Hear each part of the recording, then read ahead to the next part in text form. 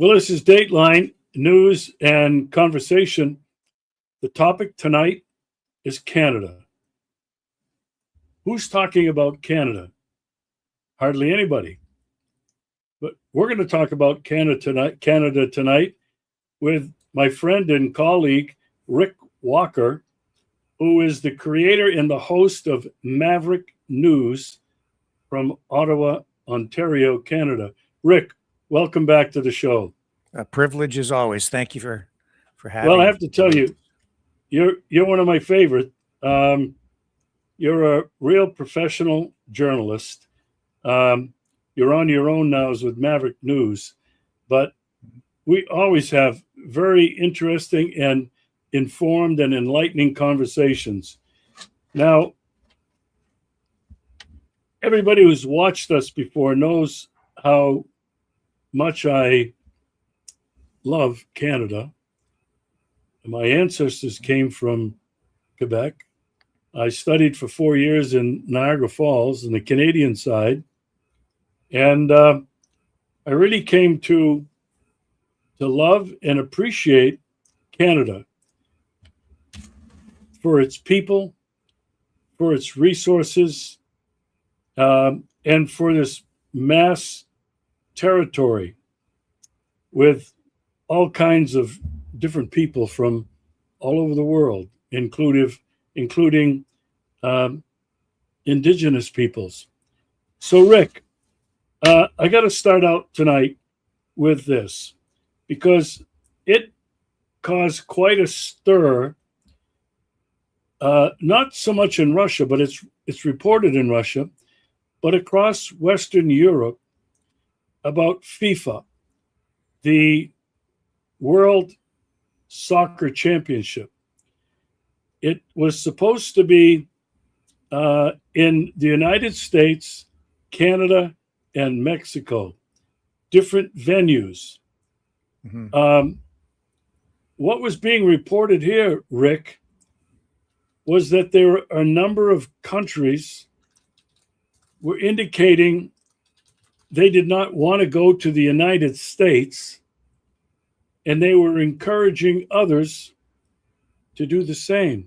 This mm-hmm. came from some very high up, influential people, in particular Germany, who's been a powerhouse in international soccer.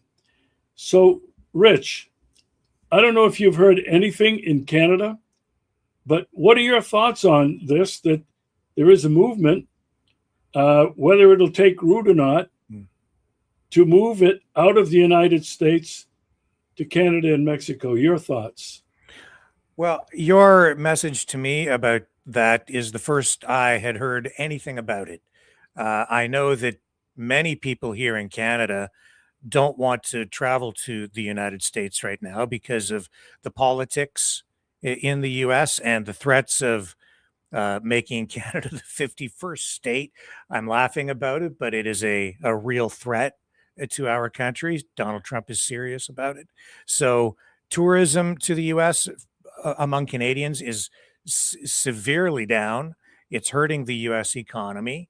As far as the FIFA story, I can tell you, I'm hearing nothing about it over here. When you messaged me asking about it, I did look into it, and all I can find is nothing. Which and as I have so I went to AI and I asked AI, is any of this accurate? And everything I'm getting back suggests that the information is not accurate. So I would not be surprised at all if there are discussions about cutting the United States out of the FIFA tournament. But right now, as it stands, I think all these agreements remain in place. And so Donald Trump can still celebrate having his peace prize from FIFA, which was something of an absurd joke, but that he didn't realize. I don't think he realized what they were doing to him. You know, Rick, we're both very aware of fake news. Mm-hmm. And it's really hard to tell anymore what is real and what is fake. Yes. AI has been producing real life videos of some important figures uh, that are not these people who are talking. It's all, they've taken the image, Yep. they've created a narrative, they've created an environment, and it's they somehow spread it all over social media. Mm-hmm. And I got suckered in on one of these about a month ago, and I thought, this doesn't look real. It was kind of shaky, and then recently they become so good Yes. at creating these fake videos. So, we're talking about FIFA, and people not wanting to come to America. I want to say two things about that. What I was reading on this side of the ocean, and this side of, we're part of Europe, really, here in Russia. Russians have been excluded from the World Cup, as have the Russian teams in the Olympics. But I'm not getting my information primarily from Russia. I'm getting it from different European channels. Mm-hmm. And what they were reporting, Rick, there were thousands of Europeans who were canceling reservations in the United States, not Canada, not Mexico, but they were refusing to come here because of the fear of not being welcomed and because of their disdain for Donald Trump and his policies and all of his antics. Now, I don't know what is going to happen in terms of that, but on a related note, Rick, Trump didn't attend the Super Bowl last week. I don't know what reporting you got, but I was seeing it from everywhere. He had been booed at some major sporting events and things that he attended, loudly booed so that he couldn't even be heard. And what I read was he avoided the Super Bowl because his aides, the people around him, told him not to go because they knew that he would have been roundly booed. Had you heard anything about that? And what are your thoughts about it? Sure. The Super Bowl became a flashpoint in the culture war again this year.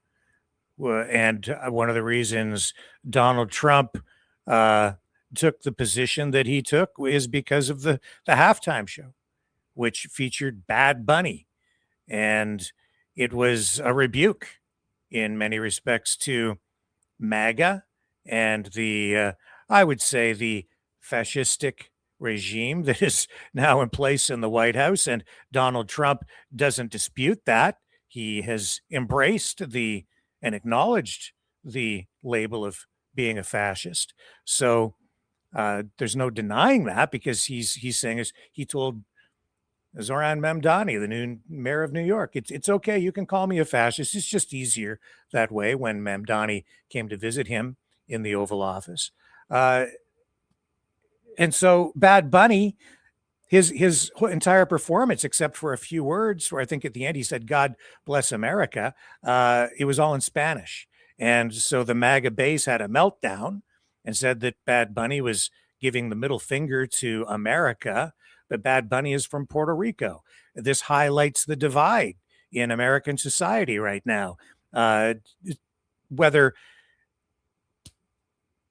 English is the official language of the United States or not, and that's only been the case since last March, which is only the case because Donald Trump signed an executive order and through unitary executive power declared it to be so. Spanish is an integral part of American culture, and Puerto Rico is part of the United States. And yet the MAGA base had this meltdown as though Bad Bunny was some sort of a foreigner or an immigrant of some kind, and people were saying deport him back to Puerto Rico. But Puerto Rico is part of the United States. It's a territory. The people there are, in many respects, feel like they're treated like second-class citizens because they don't even get to vote in U.S. presidential elections. And so I think that the grievances are legitimate, and they were highlighted during the Super Bowl, but not in a really negative way, because what Bad Bunny was doing was celebrating Spanish culture and saying, hey, we the people of Puerto Rico are Americans. And during the performance, they're flying flags of all these different Latin American countries. Canada got a mention, and he said, together we are all America, which you can interpret in various ways, but Donald Trump didn't like it. It was, in his view, the worst halftime show ever. And that sparked a real divide. And then there was an alternative halftime show that was broadcast by Turning Point USA, which is a MAGA-centric, far right or right wing, however you want to characterize it, but conservative political action group.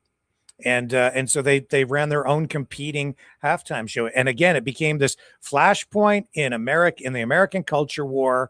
And it just showed how deeply divided the entire country is. And the result has not been positive overall. It's just left the country arguing and at each other's throats in many ways. You talked about the United States being deeply divided. I was born and raised there, spent most of my life there, although I did live in Europe for 4 years. I was doing postgraduate studies. And I don't recognize the country of my birth anymore, Rick. Mm-hmm. I see the United States being divided over a myriad of issues, from political to religious, to immigration. ICE is part of that, to the ultra rich versus the haves versus the have-nots. It's a class war that I believe is going on. Yep. There are a number of other issues. War, peace. Trump ran on a peace program, and you look at what he's done. That has further divided the country. Yep. I think that from what I'm seeing, what I read, but what I hear from friends in the United States, is that many of the people who voted for Trump last year, believing that there were elements of his platform that they wanted to latch onto. And one of the big ones was peace. The other one was, well, we're going to put America first. Well, that's okay. But these people now, and it's being reported in what I'm reading about the polls in the United States, that Donald Trump's favorability has plummeted. And I have friends in Minneapolis that are fighting against ICE who are claiming that they fear Trump is going to declare martial law to cancel the midterm elections in November of this year. As a Canadian and an American, we're all Americans, but we're North Americans. Mm-hmm. Canada and the United States have been like family. We share so much in common. From where you sit in Ottawa, mm-hmm. How do you see Trump?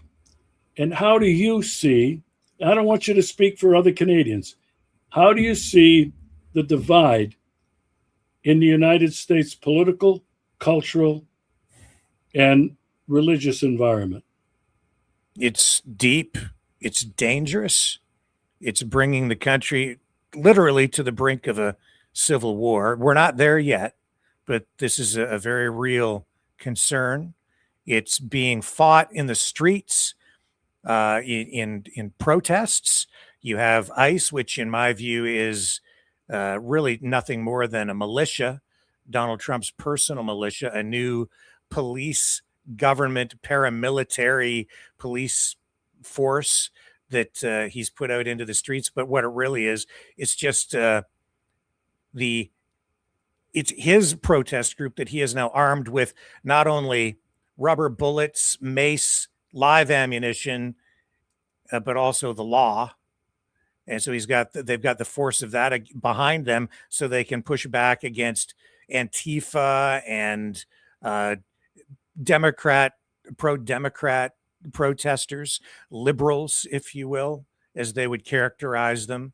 But it goes beyond that. I mean, he's lost the support of people in the center, the independents out there as well. If there were an election held today, I'm certain he would not be reelected, because he is just pushing all gas, no brake, as Steve Bannon would put it, with this agenda that is meant to transform America. And he's doing that through executive orders. And they're flooding the zone with executive orders, legislation like the big, beautiful bill, which I think is a record. It's so many different laws in there.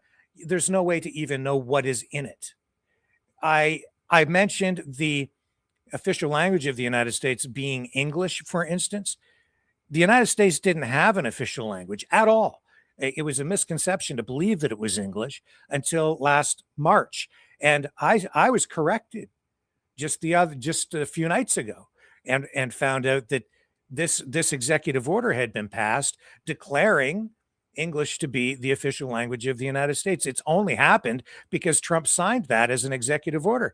But he has signed somewhere around 250 of these EOs since taking office for the second time. I believe that's a fairly accurate number. There's no way to keep track of them. So I wasn't even aware of that. And that's been the strategy. Flood the zone with legislation, executive orders, lawsuits, get Elon Musk in there with the Doge program. Just, it's just, as Bannon says, all gas, no brake. And because there's so much going on so fast, internationally, domestically, there's no time to catch up to everything that they are doing. They hit the road running when they took office this second time. He learned a lot from his first go around as president, and this time they came in prepared. And it's hard to even see what is happening because there's so much going on. You know, one of the things that Trump is a master at is the control of the media, the 24/7 news cycle. He commands it every day with his Truth Social post about everything, including the Super Bowl and this Bad Bunny. I didn't even know who it was. I didn't watch the Super Bowl. I can't even watch the Super Bowl from where I am. But I know that he was furious about that, as we reported. And, you know, you talk about these executive orders. You know this. It goes back to Dick Cheney and the unitary executive power that he discovered, and he provided the little Bush guy, the cowboy, with this power. And every president since has expanded on it. Trump, like no other, is acting like he is the unitary executive. He is the emperor. You know, there were protests last year about no kings.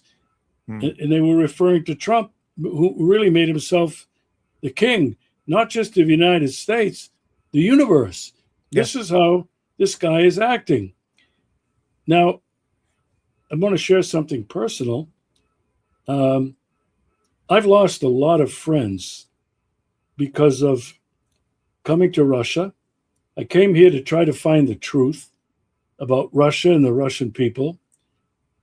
I did not believe any longer the propaganda that the United States government and what the United States government had been telling me my whole life.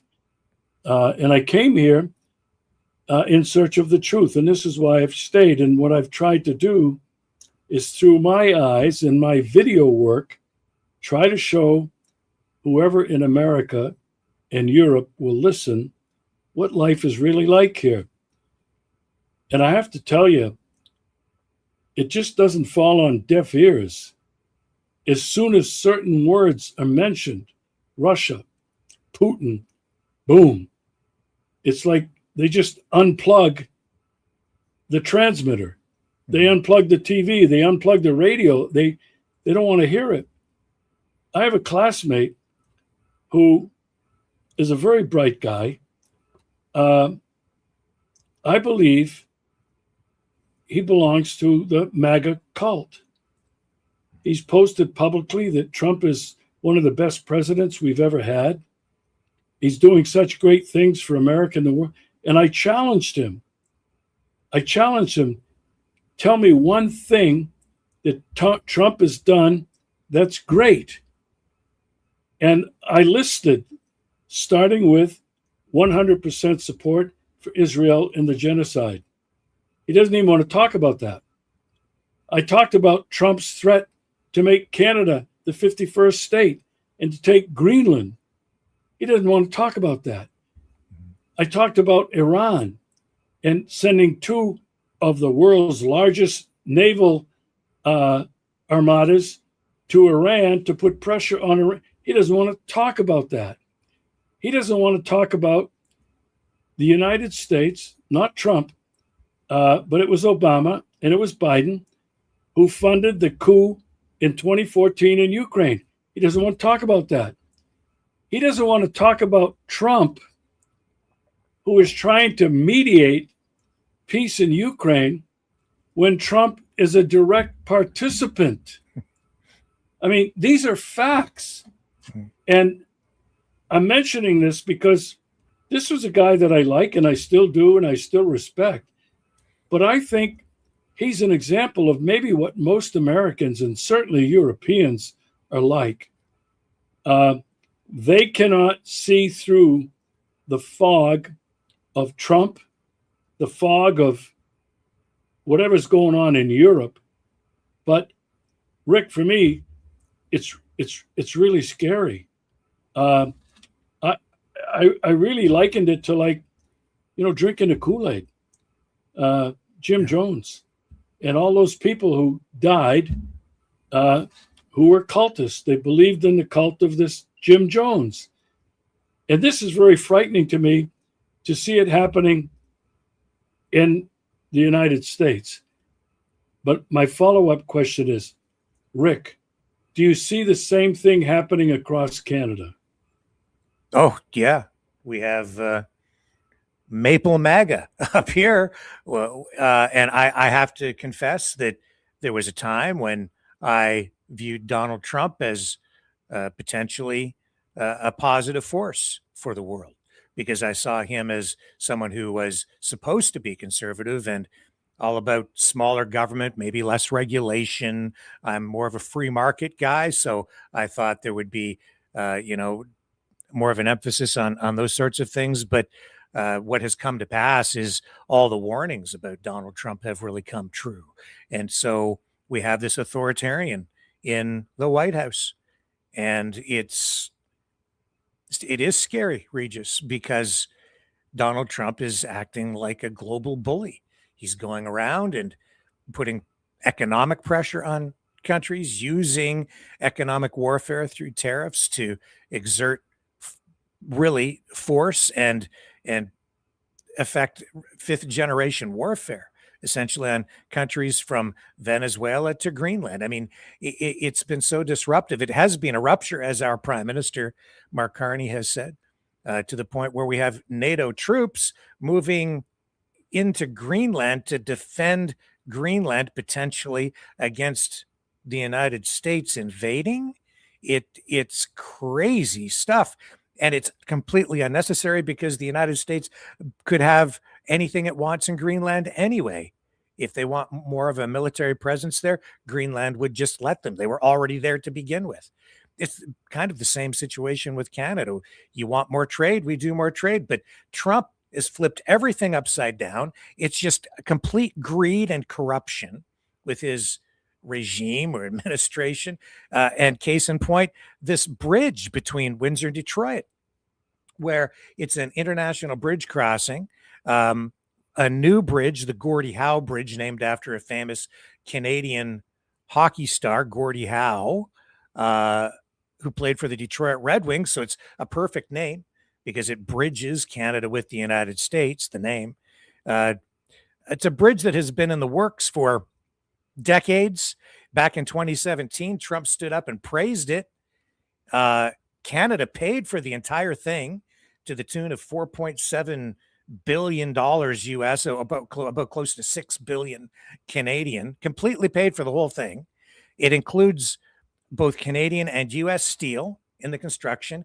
US and Canadian labor went into building it. And then last week, Trump came out and said that bridge isn't going to open because we want a better deal. We should own Canada owns the whole thing, and Canada owns the land on both sides. And Canada took advantage of the United States, and it's not going to open until Canada pays us what we're owed on the bridge. It was crazy, and it's still ongoing. But everything Trump said was false because Canada paid for the bridge. It was a sweetheart deal for the United States. But you know what it really came down to? And I was well aware that it was going to go here because I lived in Windsor across the river from Detroit for 10 years and worked there as a journalist. So I know the history on this stuff. There's been a bridge in place, the Ambassador Bridge, since 1929. And back in the 1970s, I believe, the Maroon family purchased the bridge. It was always a privately owned bridge, but the Maroon family took control of it. They've controlled it ever since.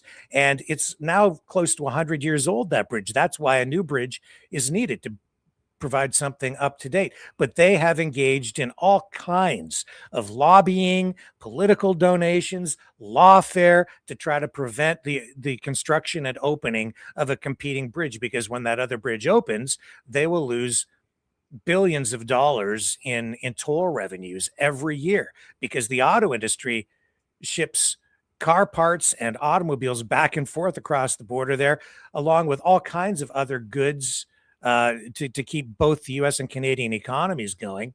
And right before Donald Trump put this post out on Truth Social, it was revealed that a member of the Maroon family, the owners of the bridge, the Ambassador Bridge, the old bridge, met with Howard Lutnick.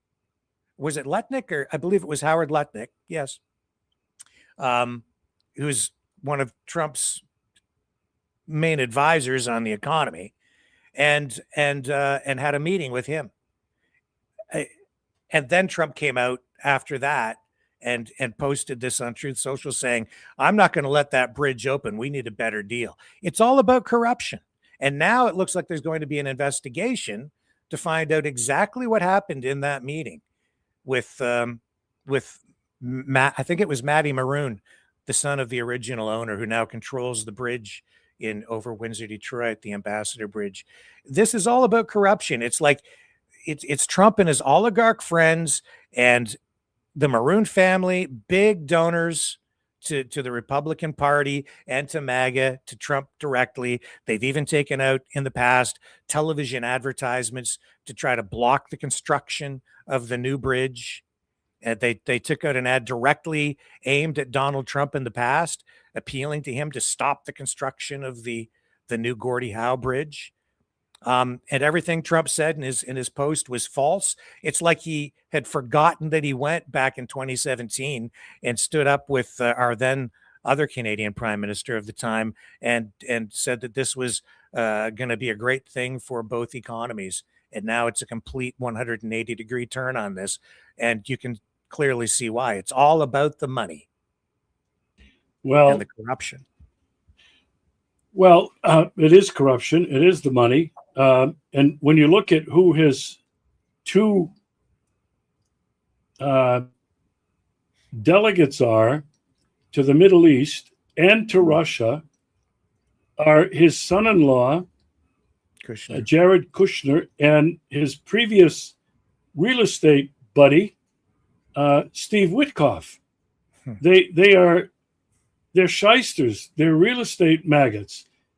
Kushner came out and said, we've got this plan. And by the way, he reported that they're moving along pretty well, of building a resort on the Mediterranean coast on the bones of Palestinians. That turned my stomach. And the two of those shysters have been shuttling back and forth between the United States and Russia, trying not to end the war, trying to entice Putin and the Russians with these mega business deals for oil extraction, rare earth minerals, electricity.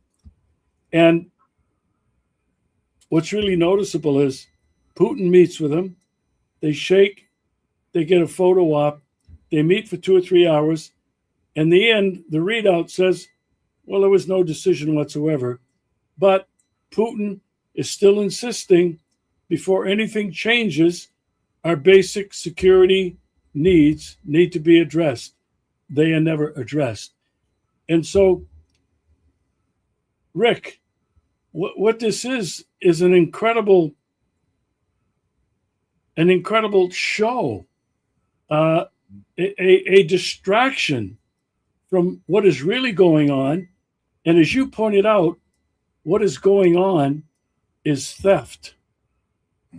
It's been reported that Trump, in the first year of his presidency, he and his family have earned $1 billion. I think more. Maybe more. And the thing that is even more outrageous, he's created this peace council for the war in Israel, set himself up as the permanent chairperson, and invited other countries to come and take part, but you got to cough up $1 billion apiece. Right. Rick, I don't know how people in the United States can't see that this is about money, but it's about corruption at the highest level. I mean, even Joe Biden and his son in Ukraine, I mean, that was nothing compared to what's going on right now with Trump and his administration. I mentioned it was cultic, and I think this MAGA group is basically, they're a cult. And I'm getting the feeling that, as you mentioned, that lots of Americans are waking up to the lie, and that they've been lied to and they've been taken in. Now, there's a couple more things that I want to talk with you about. By the way, in terms of the Gordie Howe Bridge, I'll bet you that Trump is going to want that name changed to the Donald Trump. Some people have said, if you want to solve the problem, just tell him that you'll rename it the Donald Trump Bridge, and he'll love it again. Yeah, he's that shallow. Yeah. So Rick, in terms of trade, and you mentioned trade between the United States and Canada, it's been going on, and really it's been a lifeblood for both countries forever. I mentioned that when I was living in Niagara Falls, Canada, the railroad track went right in front of our property. Yep. And we would see cars made in Canada, Ford, I think if I recall properly, trainloads of cars going across our property in Niagara Falls to cross over, whether it was, I don't know, in Buffalo or Windsor or where they were going to cross over to go to the United States. Obviously, parts, technology came from the United States to Canada. It wasn't just automobiles. It was agriculture. It was food going both ways. And it was the Trans-Canada pipeline with oil coming from Canada and from Alaska through Canada. how do you see the trade today between the two countries? And you alluded to earlier, Trump is complaining everybody screwed us. Everybody took advantage of us. He's blamed everybody. Mexico, he blamed your country, Canada. He's blamed China. He's blamed the Europeans. Everybody basically has taken advantage and screwed the United States. But what's the status of the trade today between Canada and the United States? Strained, uncertain. It's he's destroyed the trust between our two countries. The United States will be the one who ultimately suffers if Canada sticks to its guns. I know that a lot of people want to hate on Mark Carney just because he wears that L, that liberal L as a brand from the party, but he is in many respects acting in a more conservative way than even probably the most famous conservative prime minister, or maybe second most famous conservative prime minister, Stephen Harper, ever did. People are saying it could be a conservative government we have right now. But the point being that Mark Carney is an economist and he understands how to respond to this. And so what Canada has done is we pivoted, and we're opening up and trying to do better trade deals with other countries like China, which is in the works. And we do have not a full free trade deal with China, but we have opened up a trade on the electric vehicle front, allowing 49,000 vehicles to flow into the country. And in exchange, we are getting an easement on 87% tariff from China on canola, down to 15%, which saves our canola farmers who suffered about a $5 billion hit over the course of 1 year. The reason the Chinese imposed that 87% tariff on canola was because Canada imposed a 100% tariff on Chinese electric vehicles. But the only reason we did that was because the United States did it, and our auto industry is integrated with the US. So we said, well, we've always worked with you since the dawn of the auto industry.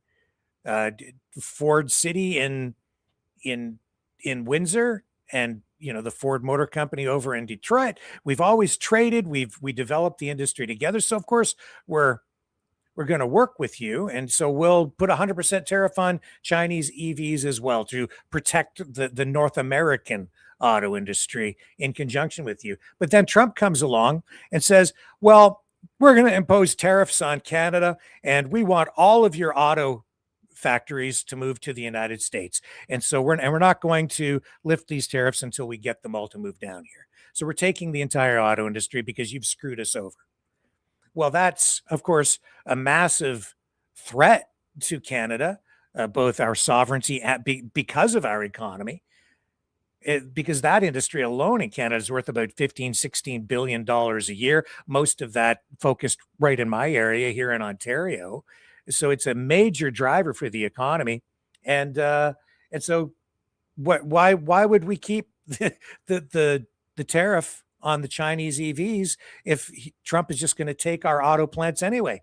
So Carney went to China and got this carve-out deal to save the canola farmers, and in exchange we allow a small portion of our imports to now come from China. That will be ratified, I believe, March 1st. Well, it takes effect March 1st, but it will be ratified. The date for ratification moved to March 9th. And you mentioned fake news.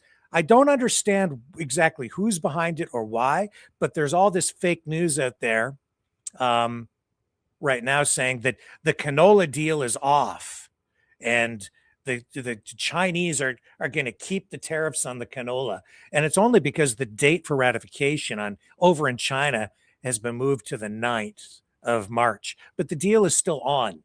They just need to work out some paperwork, and they needed to look into some of the investigations into predatory trade dumping allegations and get that stuff out of the way. But it's a done deal. I think the misinformation is coming from the U.S. side. and they're using some of the smaller independent media outlets to kind of deliver this disruptive message to try to undermine the deal with China, which the United States clearly sees as a serious threat, and they should. But they don't need to have it this way. They could just work with us and continue to work with us. But no, he wants to take it all and disrupt our country. And I think ultimately the goal is to use economic force, as he has said he intends to, in order to take over our country. Well, that's what he's done everywhere. Mm-hmm. He's used tariffs. He's used sanctions. He's used the U.S. dollar. He's weaponized the dollar and sanctions. He's a madman. He's a He's menace. gone crazy. And look at what he's done down in Mexico, the same sorts of tactics. Yeah. And so what's Canada doing? I'm all for this. We're sending a delegation right now to Mexico to work out more trade with Mexico. They're our third largest trading partner, and Mexico wants to do more with us bilaterally. So we have to renegotiate this North American free trade deal, CUSMA, they call it up here. But we're now working directly just with Mexico on our own bilateral deal, and we're gonna do more trade on all kinds of goods with them, because Mexico wants to bypass a lot of those U.S. ports too, because now the United States under Trump has proven to be an unreliable trading partner. And Russia has made that statement formally, that the United States not only is unreliable, it is agreement incapable. It breaks all the treaties, all the promises. And so it's not just Canada. Look at the bridge. Russia. Look at the bridge. We had this deal with the bridge. We paid for the damn thing. And now he's saying, no deal. No. What do you mean, no deal? We paid for the whole thing. What more do you want? Yeah. And it was the same. It was the same bullshit with the Panama Canal, that the Chinese screwed us. And Regis, on top of that, half of that bridge, even though we paid for it, we're giving half of the bridge ownership to Michigan, not to the U.S. federal government, but to the state of Michigan. Yeah. Again, he's wrong. We don't own the whole thing. Oh, it blows my mind. He is a psychopathic liar. It's obvious, and it's very well documented. Fact checkers have proven that almost every time he opens his mouth, he's lying. Mm-hmm. And this is what blows my mind, is that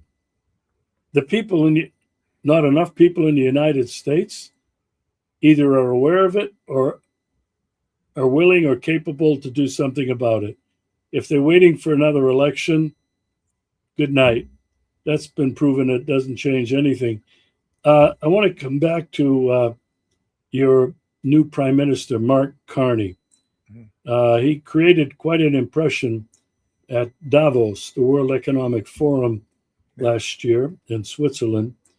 We talked about him earlier last month. I know you were very favorable, had a very favorable opinion about him. Here we now, another month or two later, we're talking about trade and what's happening in Canada going its own way. Two parts to the question. What's your take on Carney? And does he have the support of most of Canada? Right now, he does have the support of most of Canada. All the polls show that he's the preferred leader by far over the other choice. There's really only one right now, which would be Pierre Poilievre of the Conservative Party. And in the polls, he's way out in front. And I think it's largely because of the threat from the United States. And Carney is clearly the true Canadian patriot there, where I think on the conservative side, especially because of what I see with the conservative social media influencers who are pro-conservative party here, a lot of them are coming right out and saying that Canada should become the 51st state. So I'm very uneasy about everything I'm seeing there, very worried about it. And yeah, I think he's done very well. I'm very surprised, actually, because I would normally not be supportive of a liberal government. But I try to judge based on actions, not just on a label. And what he has done so far has been he's made all the right moves, and he has done it in a way that has been he's sort of non-threatening to the United States, not taking it too far, because the U.S. is a threat to Canada, and if you take it too far, there's always that danger that they could and literally invade us because they are right on our doorstep.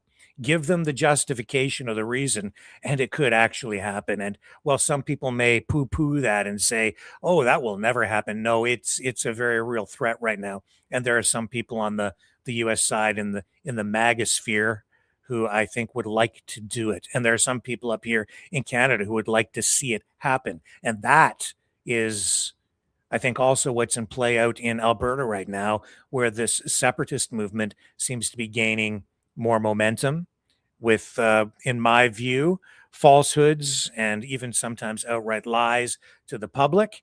And I see it being fueled by the United States, with these separatists going down and meeting with uh, people from the Trump administration, apparently in the State Department, talking about it openly. Being offered a $500 million line of credit to help them with their political movement designed to break up our country. This is not right. And the most alarming thing I have heard, Regis, is that out of these meetings, they have also been discussing having the United States set up a military arm the province of Alberta within Canada. And I'm not sure exactly where that goes. But the other thing that is extremely concerning about it all is that Canada does have a constitutional path to independence if followed properly. But the separatists have made it very clear that they really don't intend to follow the rules. They want one vote only. And if that happens, they're saying the United States, or at least the MAGA regime, will recognize Alberta as a sovereign, independent nation state, and that's not the way it's supposed to work in our Constitution. There are several steps that they have to go through in order to achieve independence and sovereignty and stand alone. And they're saying they're not going to wait for that. They think one vote, and I guess what, 50% plus one, and they'll get the United States to recognize them, and that's the end of that. And then it could turn into something really messy. I'm very worried about it because I can see it potentially getting even violent if they try to take that path and do it illegally and not follow the Constitution. I'm quite sure that no matter which side of the divide people are on, this has become really polarized. Like everything Trump has done in the United States and around the world, it's polarized. I shared earlier my own personal experience with a classmate who is obviously,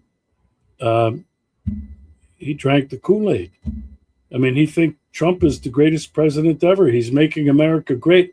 He's getting rid of these illegal aliens, these people that have come to our country and have destroyed it, committing rape, committing murder, committing violent crimes. And yet, these are the people who have worked for decades in the fields in California, in Florida. They've worked in these meat packing companies who have provided food for the rest of us, doing jobs that Americans wouldn't do. I was living in Arizona for a number of years. Do you know who was re-roofing the houses in the buildings in Arizona? They were all Mexicans. Yep. And the other thing that you mentioned, Trump declaring that English is the official language of the United States. God, the United States took over a third of Mexico. Well, a third of the United States, the Southwest, was all Mexico. Mm-hmm. California. And Spanish has been spoken in the United States. It's been taught in our schools forever. If you When don't I want to went to speak Spanish, don't take over the Spanish people. Right? yeah, I joke no, about it too. I say, what do you want to take? You don't want to take over Canada. What are you going to do with all the people in Quebec who speak French? What are you going to do then? Now you've got a real problem, Donald. So probably just stay down there. We've got enough problems up here. you know, Language. And that language is one of the things that always fuels a civil war too, right? oh my Language, gosh, religion. Yeah. words and language are absolutely essential. This is how consent is manufactured. Mm. Now, I want to go back and talk a little bit about Alberta. I remember a number of years ago, the province of Quebec wanted to secede. And, we're talking about Canada right now, but it is a matter of fact that there are some, maybe more than a dozen states in the United States right now that want to secede from the Union, including places like California, like Texas, like Vermont. You know what this says to me? And I'm not trying to take sides, but it says to me that the system isn't working for everybody. And I'm not sure if that is true to say about Canada, but I can tell you in the United States right now, the system is not working for everybody. And I can tell you with absolute certainty that what's happening in the EU, those unelected bureaucrats, are not serving the people from Portugal all the way to the Baltics, including Poland. And so, what I think might be happening, Rick, and Russia and China and others have been saying this, we're seeing the end of an old world order, an old world system of governance, a world that's been based on power, period. And the BRICS movement, I don't know what your feeling is on that. We can talk about that in whatever time is left. But basically, under the leadership of China and Russia, they're talking about building a different political system and a different economic system that serves everybody. That it's like a rising tide raises all boats. It's committed to the sovereignty and independence and respect for all nations, regardless of how small or large. And it's based on a shared stake in the future of this world, which is based on the strict observance of international law, the UN Charter, and it's based on the desire for peace, which this world has never achieved. I'm living in Yalta. It was the seat of the 1945 Yalta Conference, 81 years ago. We just celebrated it here in Yalta, February 4th to the 11th. The dream and the hope for peace was never realized because it was based on power politics. It was based on the winners. And the plan that they agreed to in Yalta, and then in Potsdam, and then in Tehran, we can see that's going up in flames right before our eyes today. And what I think is unfortunate, Rick, is that people have been forced to take sides. And at this critical time in the history of this planet, when I think the future of our species is at stake, is on the brink of the unspeakable, extinction, the people in the United States and Canada and people around the world have got to try to put aside the things that separate us, that divide us, and focus on what is really basic here, in my opinion, is the respect and dignity of our humanity and the commitment to all work together for a world of peace and justice and equality for everybody. I don't know. Your final thoughts, Rick? Well, Marco Rubio just went to the Munich Security Conference and said that the UN has not been effective, that they couldn't bring peace to Gaza or solve other wars, and it took the United States to bring peace.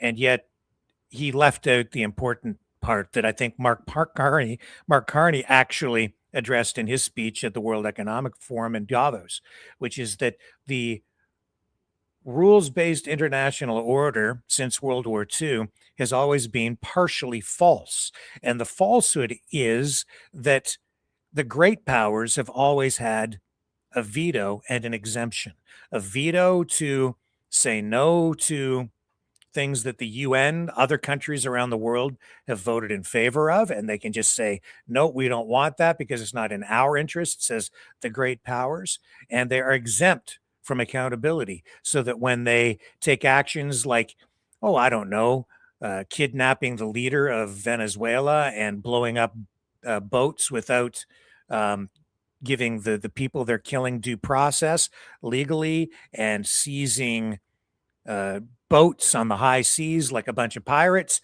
they're not held accountable at the International Criminal Court because they don't belong.